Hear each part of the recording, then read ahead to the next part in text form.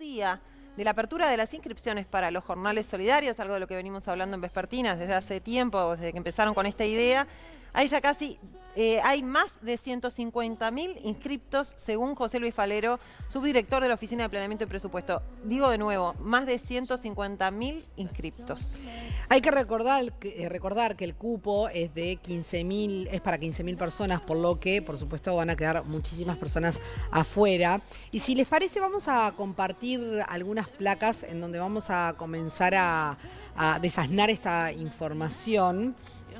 Entre Montevideo y Canelones nuclean el 41% de los inscriptos, siendo 26% en la capital y un 15% en el departamento canario, mientras que el tercer lugar con más inscriptos es Salto. Los números coinciden con los departamentos con más población y los más urbanizados. Bueno, otros datos que también queremos compartir con ustedes es que más de la mitad de las personas inscriptas son mujeres y el intendente de Durazno, Carmelo Vidalín, dijo en Buen Día Uruguay que se anotaron especialmente mujeres jefas de hogar. Eso es algo que se da a nivel mundial porque las mujeres han sido más duramente golpeadas por la pandemia. Y justamente vámonos al nivel mundial, digamos, y en un estudio realizado por la consultora estadounidense McKinsey a principios de este año, a principios de 2021, se constató que a nivel mundial el 54% de los puestos perdidos de trabajo como consecuencia de la pandemia eran ocupados por mujeres y que el 39% de la fuerza laboral es ocupada por mujeres. Y una de las cosas que hablábamos hoy más temprano cuando nos enteramos de las cifras, ¿no? Decíamos qué impresionante en solo un día la cantidad de gente que se anotó, por lo tanto la cantidad de gente que tiene esa necesidad de trabajo, que por supuesto ya sabemos que hay mucha gente que por una cuestión por esta cuestión de la pandemia quedó sin trabajo, pero en este caso estamos hablando de un número que sorprendió incluso a las autoridades. Lo que sí no sabemos es si todos esos inscriptos son las personas que estaban aptas para inscribirse. Aplican para, claro. ¿Qué quiere decir esto? Los que se podían inscribir para este llamado eran personas que no recibían ningún tipo de prestación del BPS, ni seguro de paro parcial, ni total y demás. Sí, si por ejemplo sos beneficiario del MIDES. En ese caso sí, pero básicamente quizás alguien que no esté bien enterado y que está en seguro de paro, lo que sea, se anotó igual.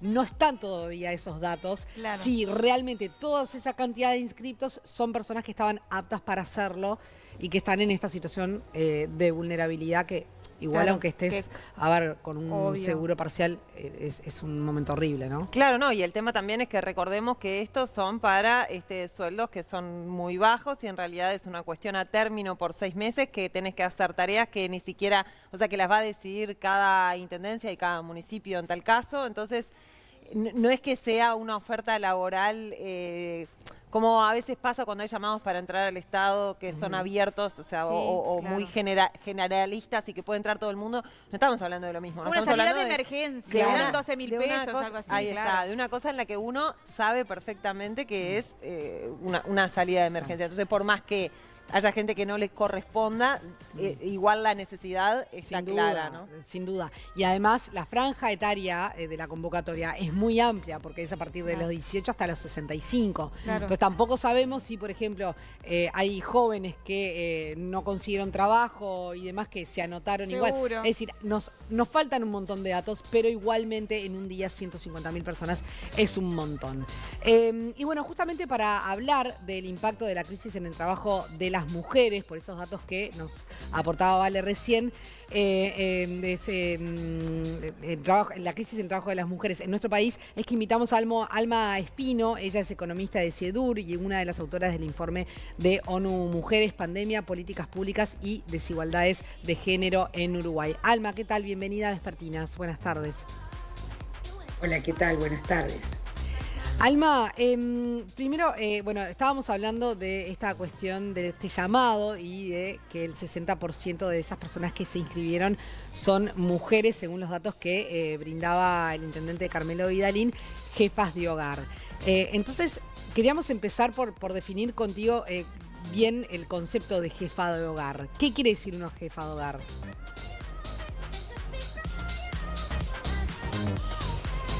Bien interesante que están planteando y absolutamente importantísimo, ¿no?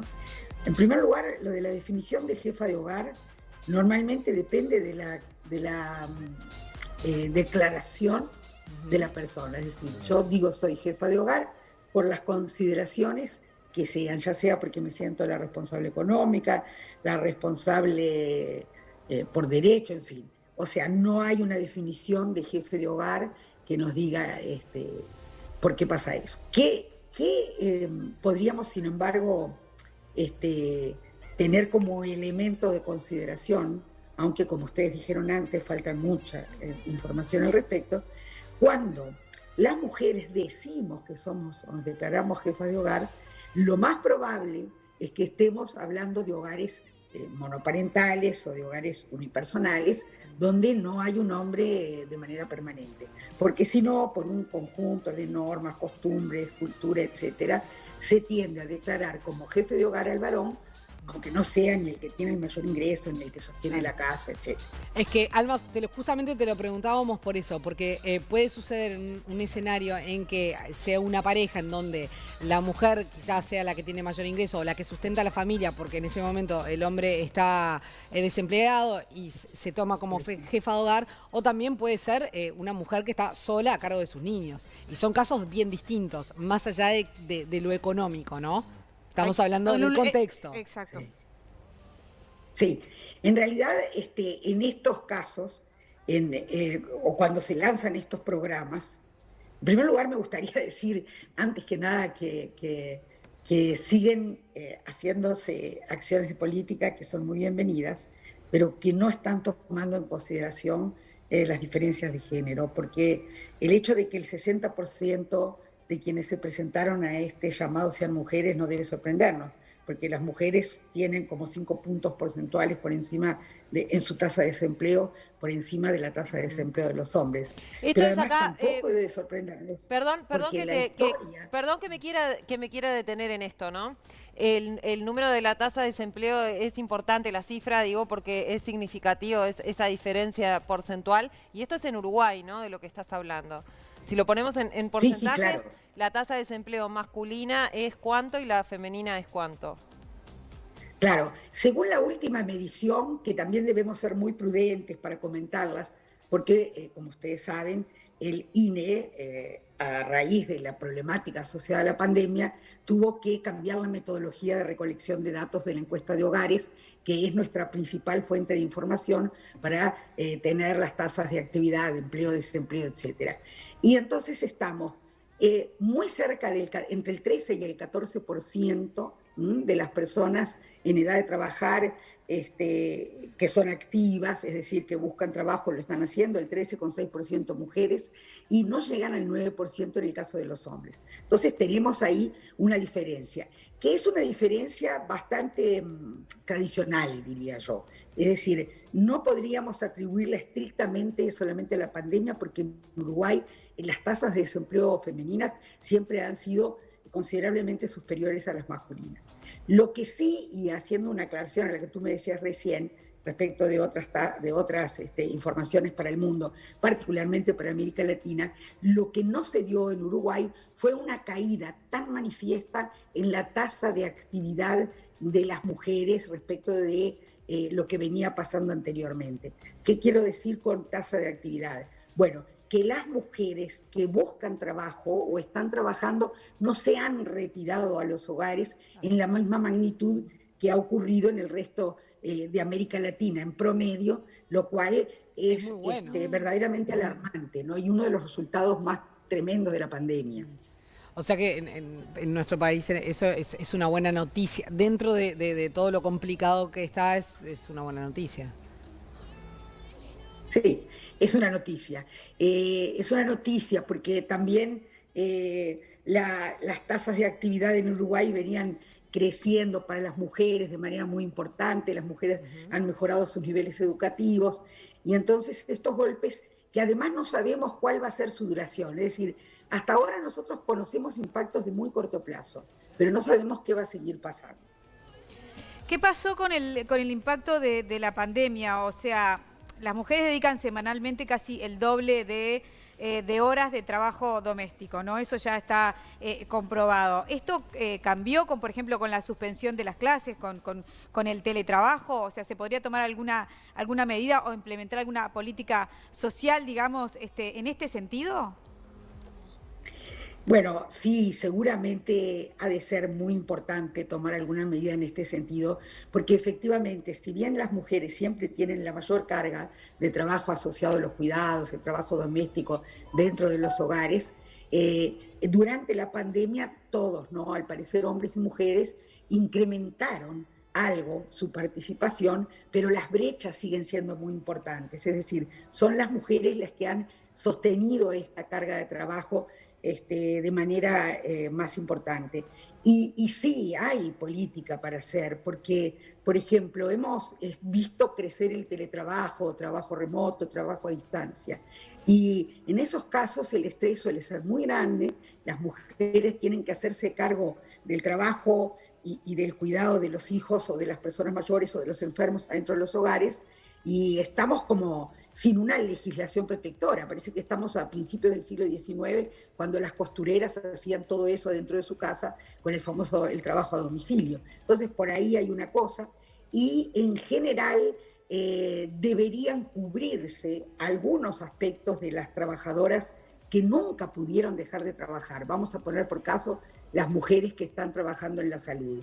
Y no se previó que esas mujeres y esas familias requerirían tener alguna acción de política pública que les permitiera el cuidado de las personas dependientes en los hogares. Lo digo a título de ejemplo, ¿no?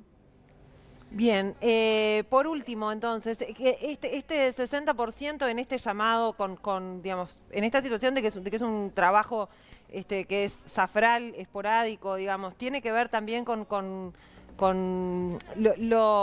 la precariedad de las situaciones, digamos, o sea, y en este caso en las mujeres que son jefas de hogar y que, como decís, la mayoría son de hogares monoparentales, ¿tiene que ver con esa cuestión de esa línea fina que se corta muy fácilmente?